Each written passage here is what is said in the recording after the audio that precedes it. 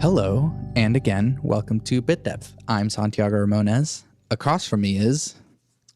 William Pope. Hi. I usually try and let people say their own name because if I'm going to pronounce it incorrectly, then it makes me look dumb. But then if I don't know how to pronounce it, then they can say it. And I'm like, yeah, thanks. Yeah. It's hearing it straight from the horse's mouth. Anyways, how do we know each other? Well, I think we've known each other since high school. Yeah, we went to high school together.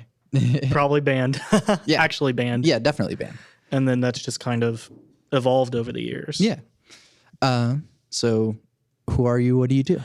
So for the many of you who don't know who I am, my name is William Pope. I am the producer and content creator for a podcast named Open Broadcast. It specializes specifically in communication, whatever aspect of communications in the world that there is. Yeah. So, I mean, we know each other through school and UCO and stuff. So first I'll ask, since we are sitting here at UCO, what is your major? What is your education and why? Well, I am a strategic communications major here at UCO. And at some point, it's just I kind of sat down and realized, what am I doing with my life? But initially, I didn't come here to do communications. I came here to do forensic science. Found out I was super bad at chemistry. Okay, yeah. And I was remember like, also being very bad at chemistry. yeah. And I was like, well, I can, I've done music for a while. I mean, I can sit there and I could become a band director or music teacher or something like that.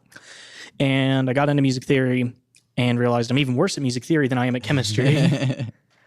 And so I sat down, it's like, well, I'm not enjoying anything that I'm doing currently. And so a friend of mine actually suggested, his name is David Terry. He suggested that I maybe take a look into some of the stuff that's in the mass communications department. And I was looking at the professional media degree that we have here. And then I saw the StratCom degree. And I was like, you know what? I'm going to switch to that. That sounds really cool. And I've loved it ever since. What is strategic communications? Strategic communications, if you ask any of my professors, it's basically building mutually beneficial relationships. It's a lot like public relations in that aspect. But for me, it's a little bit more than that. It's you're communicating with people, you're building that relationship, but you're doing it in a way that not only benefits each other, but benefits everyone who looks at it. Yeah. So, I mean, a lot of what I do is based off of multiple different industries. It's based off of the video game industry and the aspects of public relations, specifically just having a subreddit and talking to people, which I don't have and should probably get. But I mean, that type of world I'm always active in. I'm always like, hey, this is something that can be done, or this is something that can be done. And it's it's nice every now and then when I get a developer comment back saying, oh, okay, we'll implement this later on, and it gets implemented. Some of my work is based off of the communication world, and a lot of it is based off of actually the worship field. I mean, just breaking it down, the church, especially my church, I feel like has done a particularly good job of just meeting people where they are. Yeah. Which church is that? I go to Cherokee Hills Baptist Church. Okay. It's in Oklahoma City. For those of you who aren't listening in Oklahoma City. Right. So what is a weird thing? Like, what's the point of researching communication, if that makes sense?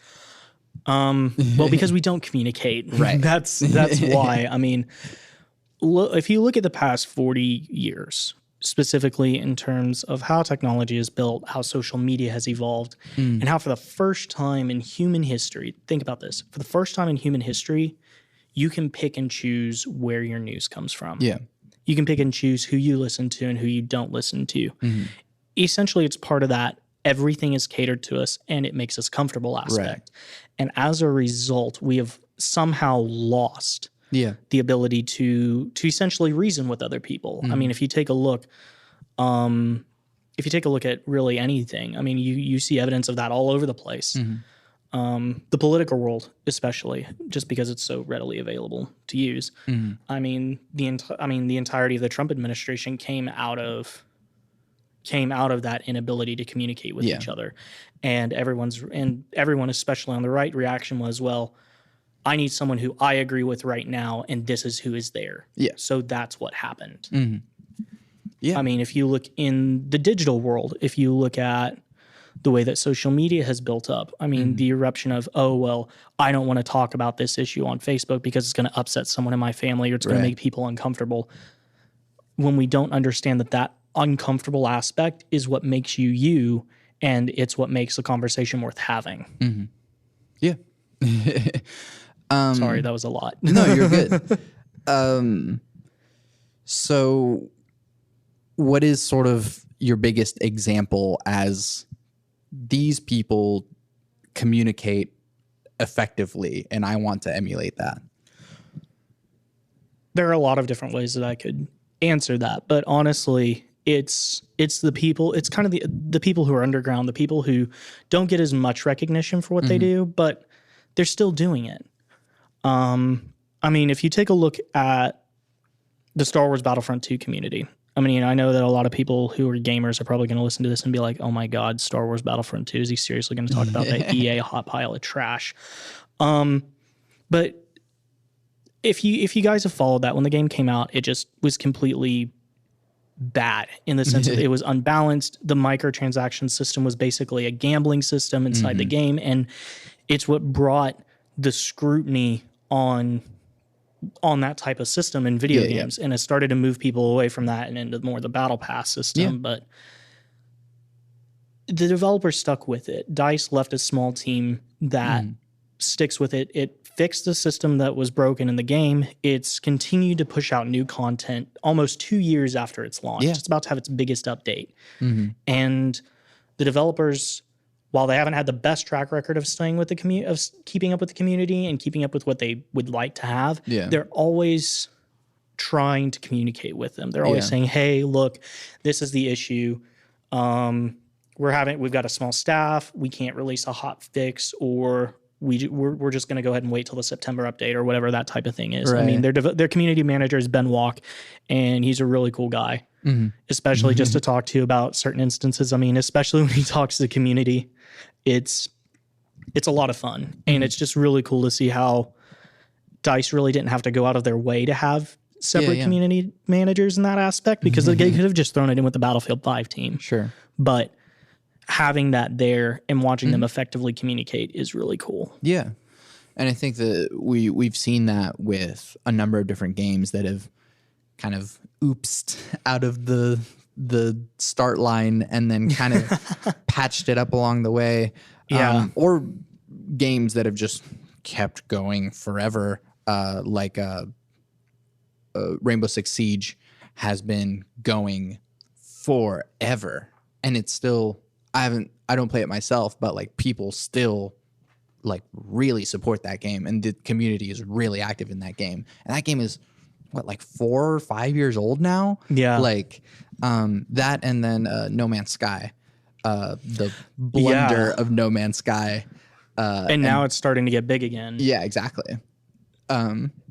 What's a notable example of bad communication? Oh man, we could.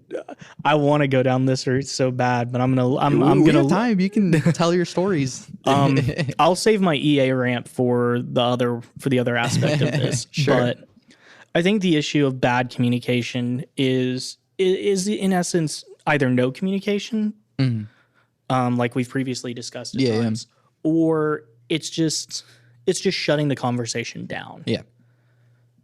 That is something that I absolutely don't like, is when we have someone who sits here and says, okay, well, this isn't being done correctly, so we need to shut it down because their aspect of correct is different than our aspect of correct.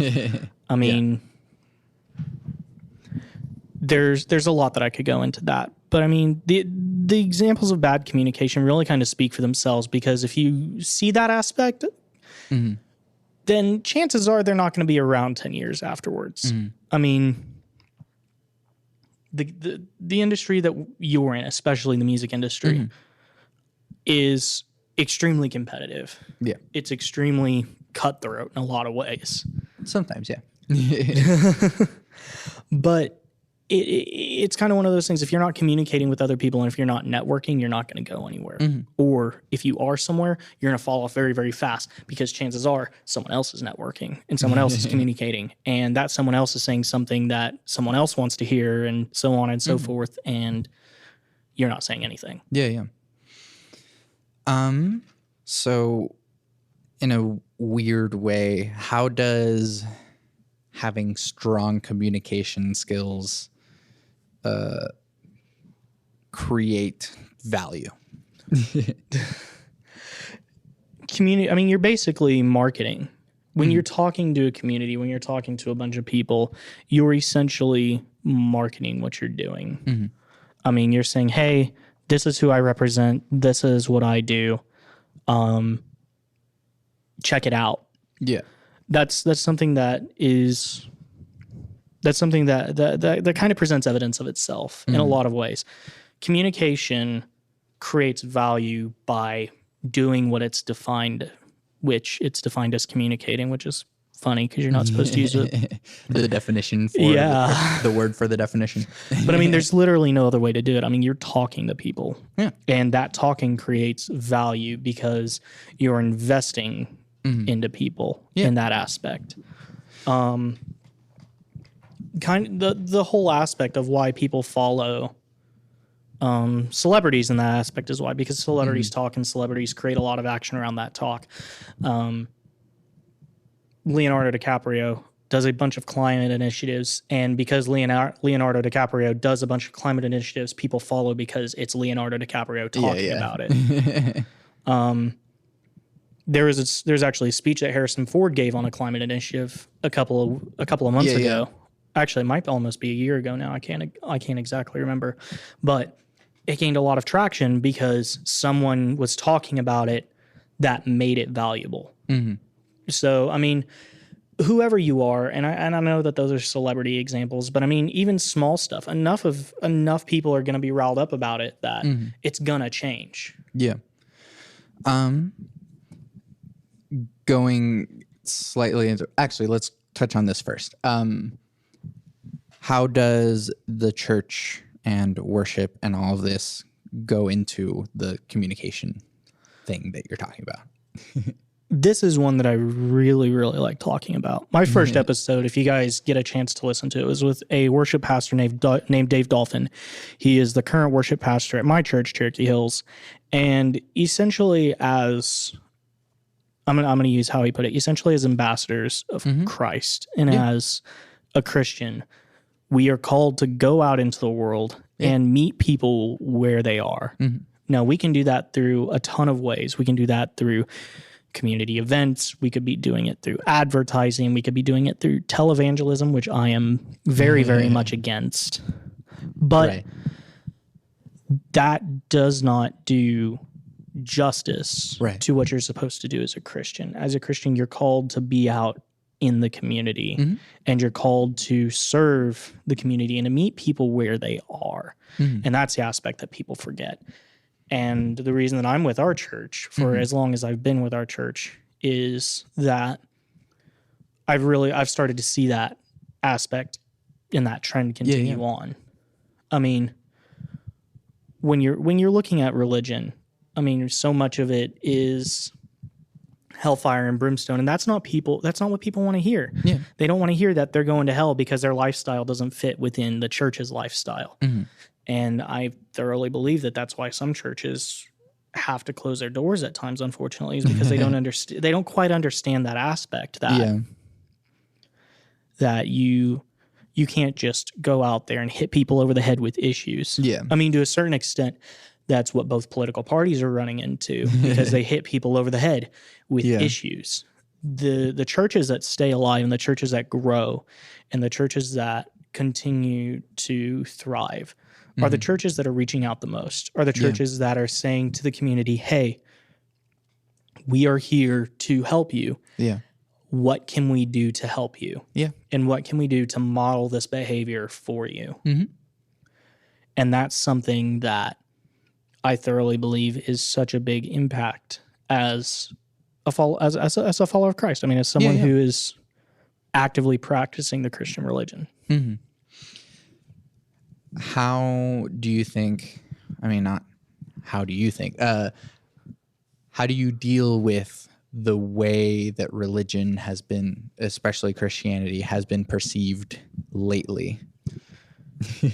In what aspect? So, like, are we talking media? Are we talking media wise? Are we talking just how things go, or just what has become the new quote unquote Christian norm? Yeah, I mean, whatever of these things that you find most important. The problem is that I don't think that Christianity in and of itself is the problem. I don't.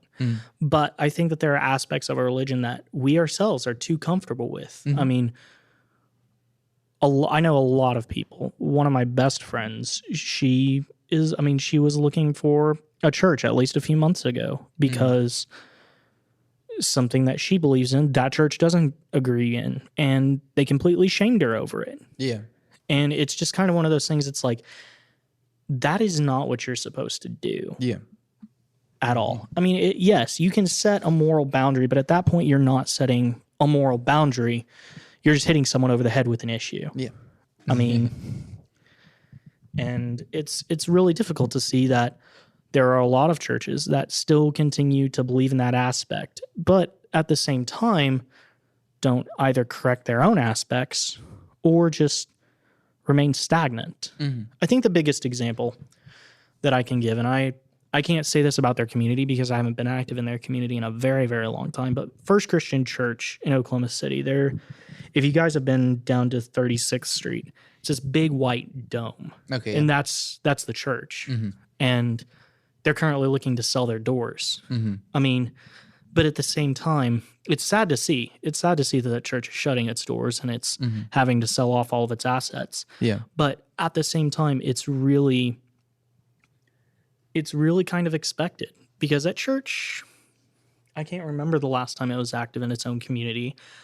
I can't remember the last time that it invested in the area around it. It was just, we're a church. You're supposed to come to us. Yeah.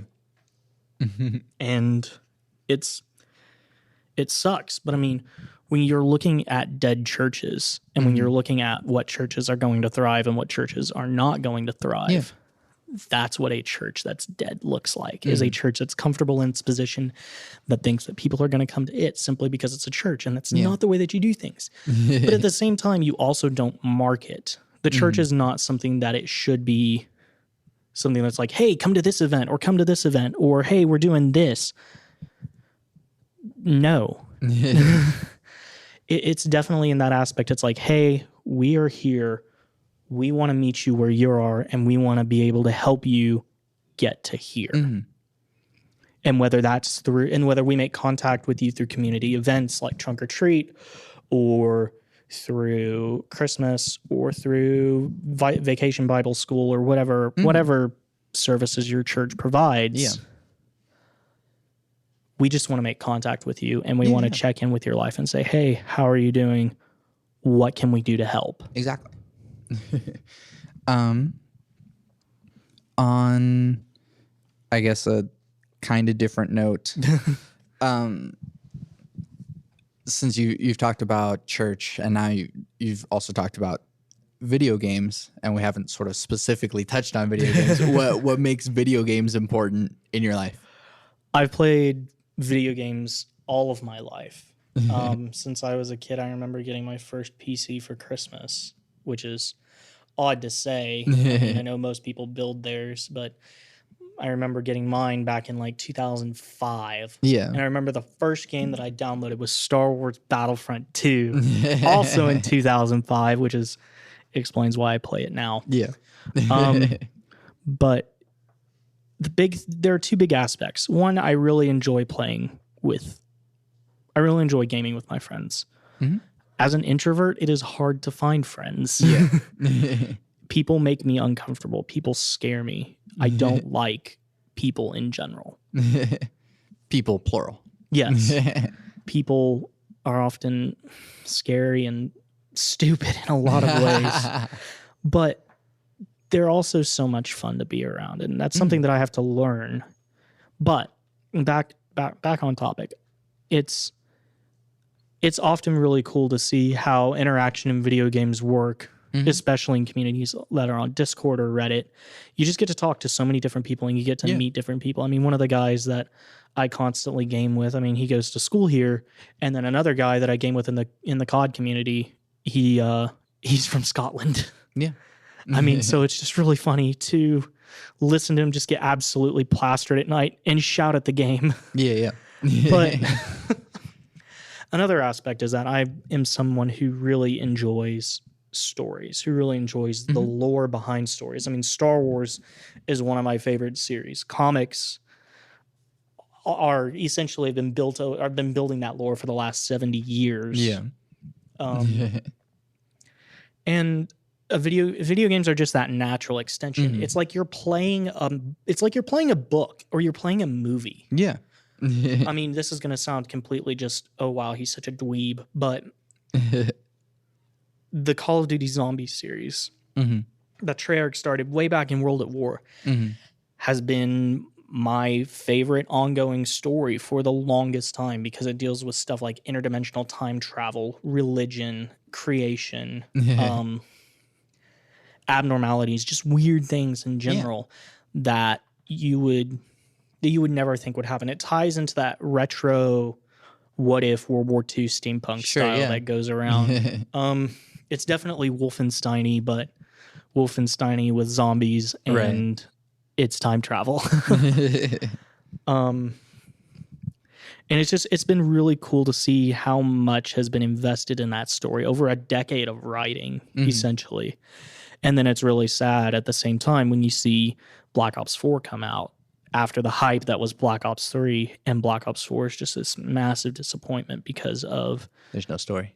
Well, it's not that there's no story. I mean, the story is there, but I mean, essentially the problem with Black Ops 4 is that Black Ops 4 had a bunch of mishandling during development, especially from a lot of the rumors and a lot of the reports that have come out, specifically from Activision and Treyarch.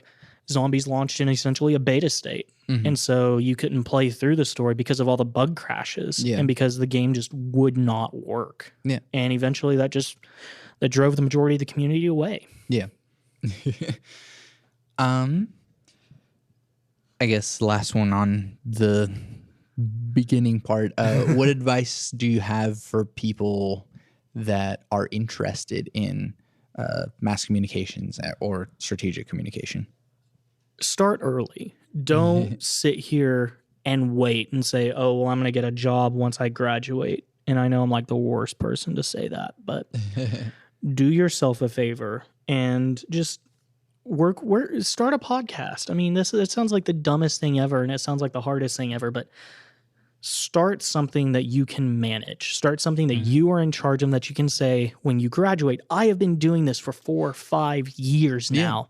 I already have this experience. And then you can aim for hopefully a job in stuff that you're doing, and you've already got that experience. I mean, you don't have to go look for a job in that field. You are the job in that field. Yeah.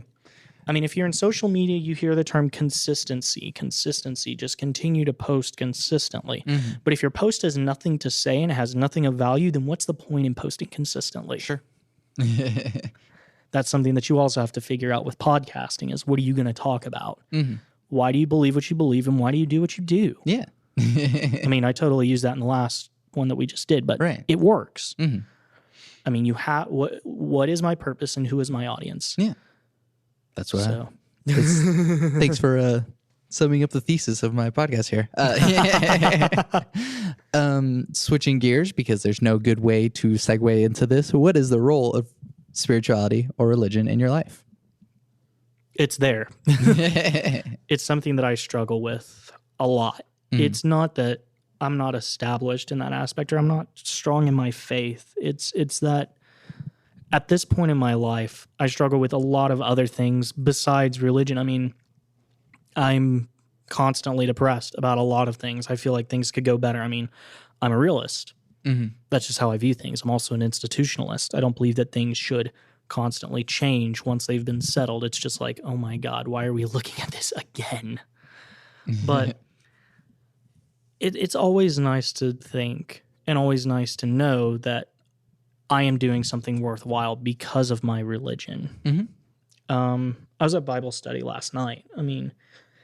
And in something that a friend of mine said, religion does not make you happy. There is no there is happiness. Don't get me wrong. And if you're lucky enough to experience that on your journey, then that's awesome. Mm-hmm. But religion is labor. Religion is you are having faith in an entity to take care of you that, quite frankly, you can't see. And sometimes you can't hear that entity for long periods of time. And it's, okay, I've got to make sure that I'm living this example and I'm providing this for someone else, or I'm doing this for other people. You're doing things that bring joy to the world and that and that spread that religion across the earth. Mm-hmm. And happiness is not always guaranteed in that. Yeah. But again, it's why do you believe what you believe and why do you do what you do? I was lucky enough to experience that aspect. I've been lucky enough to experience that aspect multiple times where it's just like, I know that I've screwed up. I know that I haven't trusted God in a lot of things. And then the moment that I do, within a couple of weeks, everything is somewhat back to the way that it should be. Mm-hmm. And I find a sense of peace and comfort in that. Mm-hmm. Yeah. And so in terms of religion and in terms of the way that like Christianity works, I don't think that there is one set Christianity that focuses on the right things. I think so much of it gets caught up in its own glory that it falls short a lot of the times. I'm part of my family is Catholic, and I don't like the Catholic Church. I don't like the way that it does things. I typically don't fall within any set of Christian beliefs, if that makes sense. Yeah. I typically listen to what God says and then base my judgments off of that. Cool. Sorry, totally just went. No, you're good. Please do your thing.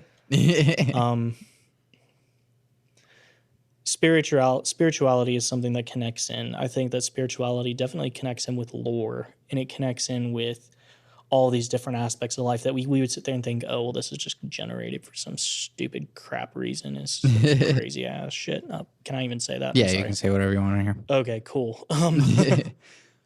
But there's so much more that we don't understand, and I think that we've got a long way to go before we're making heads or tails of anything of what God says. Sure. So, and just having to realize that, you know what, you're not the dominant force on the face of the planet that I think a lot of people fall into. Mm-hmm.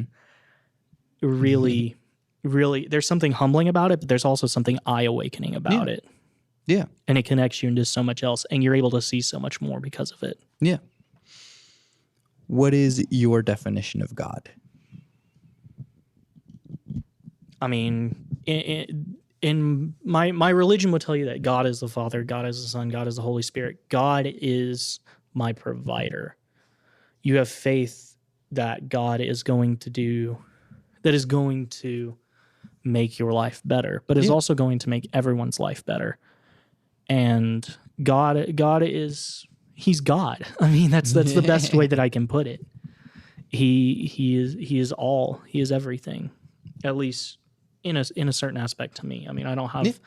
I definitely don't have the best track record of 100% in realization of that. Sure. There are times where it's just like, I'm human, I want my life this way, and there are times where it's just like God's like, no, you need to sit down. And yeah. I like that a lot, but that's also why I frame the question as, what is your definition? Is free will an illusion? No. If you look back to the creation story, if you look back to Genesis, if you look back, God is this omnipotent being. He is all. He sees everything. He is responsible for everything. But the biggest question I get asked is, how do you explain free will? If God created everything and God knew that Adam and Eve was going to sin, then why did all these bad things happen? And it's just like, it's so much simpler than that, and it's so much more than that at the same time, because like God definitely knew that was going to happen. why else would he have let it happen if that were the case? Sure. But I don't know what God thought in that moment. I just don't. Mm-hmm. I mean, I'm not well versed enough in that aspect to be able to tell you, hey, this is what God thinks. Like, da da da da da. I mean, I'm not God. I'm me. But God is always placed us in a position to learn something. Mm-hmm. Every time that if you look throughout the Bible, hell, if you even look throughout history, Mm-hmm. that's always the case. I mean, take evolution. Mm-hmm. And this is going to sound weird, and this is going to make a lot of people uncomfortable. The theory of evolution is not what people think it is. We evolve on a daily basis. Mm-hmm. I mean, we constantly change and adapt to our environment. When we don't change and adapt, we die. Yeah.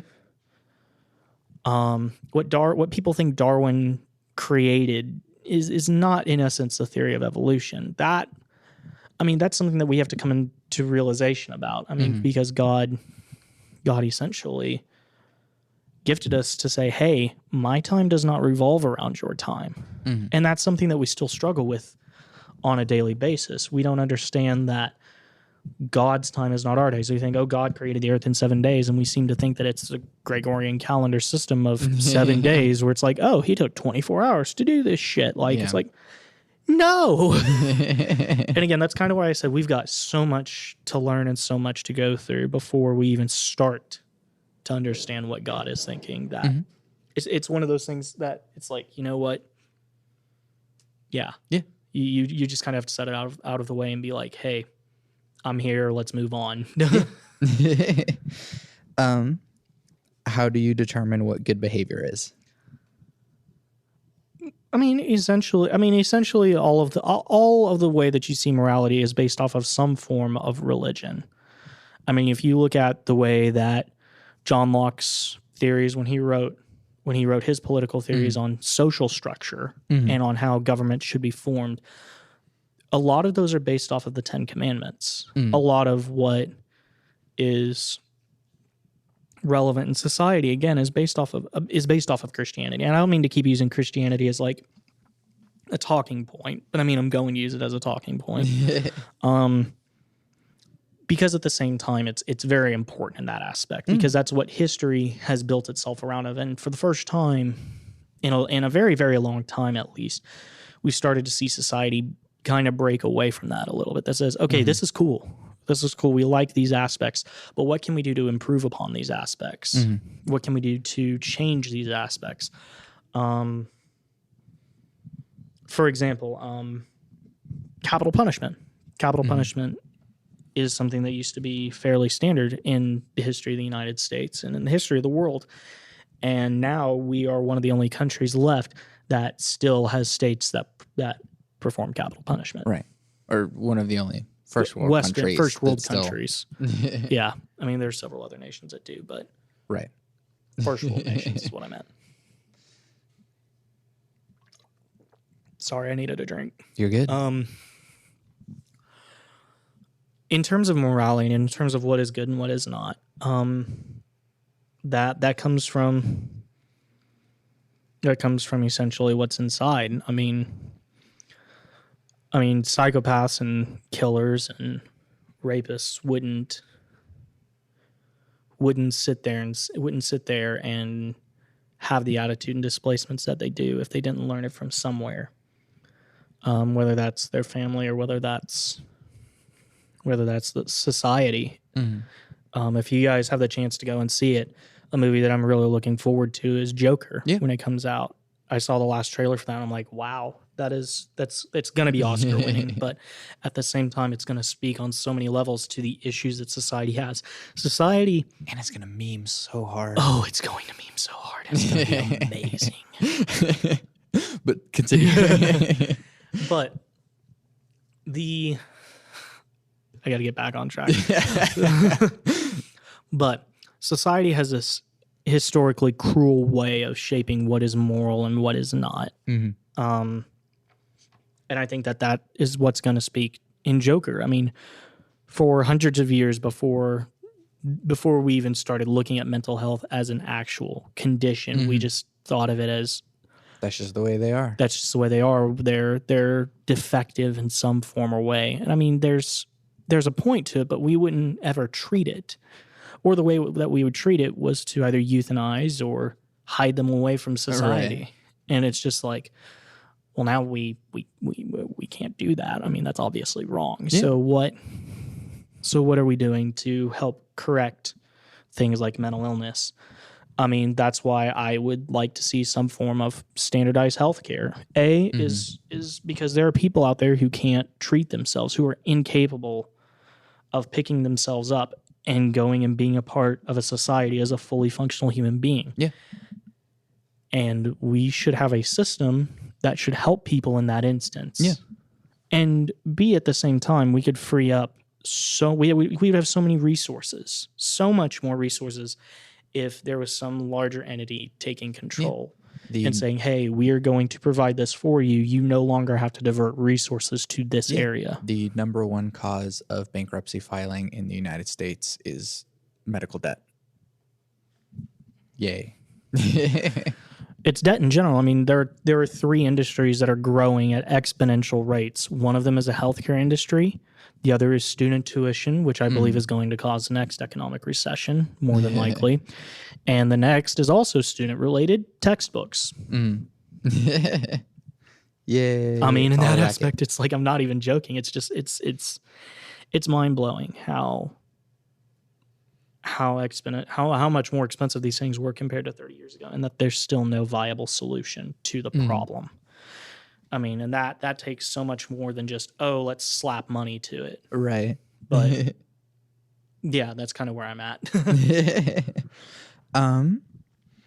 On that political side, how do we reduce the division that has permeated, especially American culture and conversation? We have to embrace uncomfortable. And I know that sounds weird. We have to be able to jump outside of our comfort zone and say, hey, this is what I believe. I mean, as much as I love my grandfather, as much as I loved, I mean, it's not in that aspect. It's in a completely different aspect. There are aspects that I would have done differently in certain ways. Like I wouldn't, now this is just a story that's been passed through certain members of my family, and I have no idea if it's right or wrong. But the story goes is that my grandfather stopped going to the local co-op because there were a group of people who either didn't agree with him or didn't like him, and he just kind of hid away from that aspect. I mean, and I get that. It's a completely different culture and a completely different time period. But that, I think, is part of the reason why we don't talk to other people. Yeah. I mean, my own mother sheltered me from a lot of things that now, looking back, I really wish that she shouldn't have. Because I know so much more and I know how to deal with so much more. Right. Because I don't have that sheltering. And I get why parents do that. I'm not saying like, hey, parents should just let their kids do whatever and hope that they don't die. That's not what I'm saying. Yeah. You should always operate with some sort of safety net. But you have to be willing to let your child be uncomfortable. The biggest example that I have that's actually happened, I've got one that's happened and one that hasn't. I mean, I'm an Eagle Scout. I've been in Boy Scouts for a very, very long time. And one of the biggest things that my mom had trouble with was me actually going out and camping, of all things. It's like she felt that she had to do everything for me. And I remember both my Scoutmaster and myself having to pull her aside and say, you can't do this. This is not going to work if you're going to keep doing this. And it stopped. But it's kind of one of those things that's just like, you see my point. I mean, I wanted to go out for football. And I wasn't allowed to go out for football. I will say that no one should be playing football, but that's a separate conversation. Yeah, I mean, looking back on it, I don't think I would have had. I don't think I'd have the same opinion that I did when I was 8. Right. But I definitely wouldn't have traded my experience in marching band or my experience in baseball Sure. for the lifetime of issues that come after playing football. Yeah. But I do really like what you said about we should be okay with being uncomfortable. How do you live with, or I guess against, the selfishness that pervades American culture? I mean, there are a lot of aspects where I'm really selfish. I like for certain things to be a set way simply because I can't mentally deal with them in a lot of aspects. But then again, I mean, at the same time, like, I'm now president of a political organization on campus that 4 weeks ago didn't exist. Right. And that's something that I've had to jump into a completely world of everything is unexpected. Everything is moving so fast. I'm like, dear God, slow down. But it's forced me to come out of my comfort zone. And as an aspect, I've dealt with so much more because it's out of my comfort zone. And I've taken a lot of time away to be able to say, hey, this is okay. This is what growing is about. I mean, when you get that rush of all of a sudden all this shit is dropping upon you and you're just like, stop. It's nice to take a step back, just to take part of the weekend, get out of the city, just go and look and say, okay, I can do this, and this. I just have to do it in this, and this order. Yeah. And it's just kind of one of those things, like, just breathe and relax. The relax part may not happen, but just breathe and be patient and think through it. Yeah. So that's kind of something that you have to sit through and think, is you're winging it. You're taking it one bridge at a time, one step at a time, one day at a time. Take care of yourself. What are you optimistic about for our future? In which way? Like, is there just open-ended, or is there a defined aspect that you want me to go down? Whatever it is that you are excited about and you see a light. Part of the reason as to why I asked the question is because a lot of the things that I bring up kind of keep us digging down into the pits. And so I do want to make a point to have optimism or having something to look forward to a point of the conversation. This is going to sound like a complete joke, but the wildfires in the Amazon. Yeah. The wildfires in the Amazon have thrown a surge into local climate awareness that has never been seen. When my father got out of the House of Representatives, the State House of Representatives, he went and worked for a bunch of climate initiatives for a number of years because he thoroughly believes in taking care of the environment. When you look at the way that soil conservation is done, most of the cities are built up around the richest soil on Earth, or have built on top of the richest soil on Earth. Right. The way that we have farmed has allowed for the topsoil especially to run off of mountain faces, off of hills, and into valleys. And that's why you see so many farms in valleys. That's why the depiction of farms in TV shows and cartoons is in valleys or in some sort of flat land where there's literally nothing. Yeah.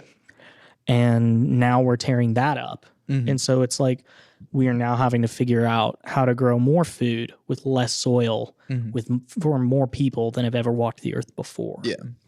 And ironically, the wildfires have kicked that type of initiative on a local level into high gear. I mean, people are starting to look at, okay, we really need to start thinking about what we're putting into the air. We really need to think about switching from plowing up our fields to maybe something like no-till drilling, which the difference is you're not plowing up the field, you're just shooting the seed into the ground versus plowing up your field to quote unquote clean it up and make it look pretty, or open it up so the water can soak in. Hydroponics are super cool. Another thing that we're starting to run into is fresh water and access to fresh water.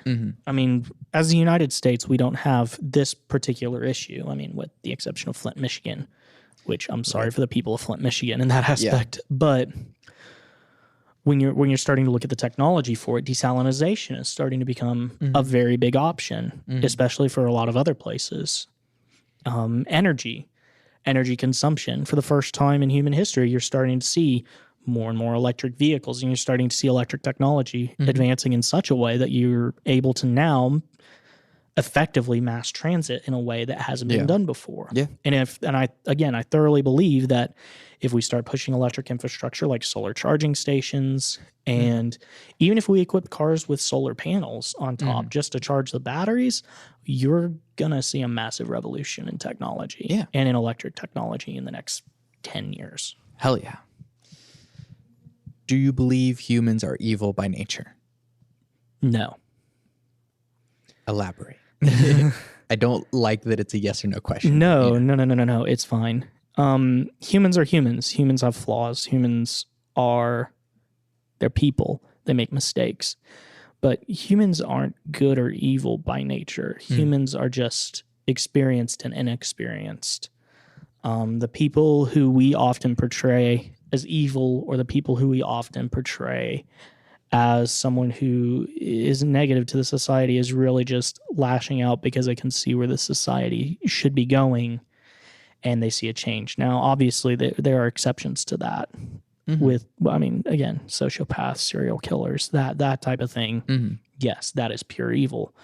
But I don't think the majority of people are inherently evil. I think they're just misguided in a lot of ways. Yeah. I really like what you said. That people aren't necessarily good or evil. They're just experienced or inexperienced. I wanted to say that again because it was important. What makes you content? Being at home half the time. Probably the most content thing that I like doing is seeing something through to the end. But just taking the little things and just going and doing the little things. Again, like I've mentioned before, I was in Colorado over the weekend, and not over the weekend. It was a couple months ago, but I was in Colorado over there. But just taking the time to go and see Grand Canyon National Park was so renewing to me. Yeah. I mean, I got to sit like maybe 6 inches away from a waterfall that could have killed me, essentially. But in that moment, I mean, just being able to relax in an environment where it's like, I don't have any schedules to follow. I don't have to be anywhere. I can just sit back and just detox from everything. I guess that's the best word for it. Yeah. Sometimes you got to schedule nothing. And it's just being in the environment that you love with the people that you like being around. And that to me is so important. Yeah. This is a question that Scott Booker told me that Wayne Coyne asks people. When will you be satisfied? When I'm dead. Hell yeah. When I'm dead. I don't plan on quit working until I'm dead. That's just who I am. I know that that's going to be the case. I know that that's what I'm going to do for the rest of my life. Yeah. And hopefully I don't fall ill to some bullshit. But I will never be satisfied with anything long term until I know that I've done all I can. Yeah. And that will probably be when I die. Spoken like a true Eagle Scout. 2 more questions. What advice do you have for people? Don't do stupid. 1. Don't just, I mean, I know that sounds like you're like the biggest thing, like, oh, well, you should do it this way or this way. No. Don't sit there with the attitude that says, okay, I know everything, because you're not going to get anywhere. You don't know everything, quite frankly, and you're going to make mistakes. Yeah. But those mistakes are what make you human. Yeah. And those mistakes are what teach you often. Yeah. Hell yeah. And you have, for God's sake, you have to be uncomfortable. Don't sit there and say, okay, well, I can do this, this, and this, and I can do it from the comfort of my own home. That's horseshit. It's not something that you can do. Just relax and just know that you are going to be uncomfortable, but that you are going to gain something out of that uncomfortability. Yeah. Hell yeah. Of course, you knew this was coming. Cake or pie? Pie. Hell yeah. I a very quick don't pie. like cake. Damn, okay. I mean, there's no philosophical behind that. It's just I hate cake. What is your peak pie? Oh, damn. Ooh, there are a lot of really good pies. Apple pie is really good. I will always be a sucker for apple pie, but then again, I'm a stereotypical white person. Pecan pie is too sweet now. I just don't like it. Probably apple pie, honestly. Apple pie, the classic, the most American. Hell yeah. Thank you for doing this with me. Thank you for letting me be on. Plug your stuff. What do you got going on?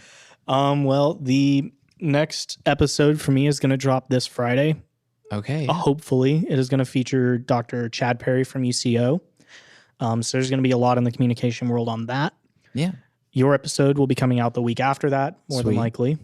And then we're just going to continue building on. We're going to continue with a couple of live streams, just to kind of see where the community's at. We would love for any of you to be a part of the community. So just search Open Broadcasts on Facebook, Twitter, Instagram. We're out on pretty much every single podcast site that you can be on. So, yeah. Everywhere that you can find bit depth, you can also find Open Broadcast. Yes. So do that. Once again, thank you for doing this with me. All right. I'm Santiago Ramones. I'm William Pope. You can find everything that I do on my website, santiagoramones.com. I make music. You can still check out Machinations, my master's performance, which you actually got to play on. Yes. So definitely check that out. It's on my website. Just look up Machinations or go to santiagoramones.com/podcast/machinations. I need to make a better URL for that. Anyways, I always end my podcast with my 3 things. They shape my life philosophy. Those 3 things are: love never fails, it's going to be okay, I might be wrong.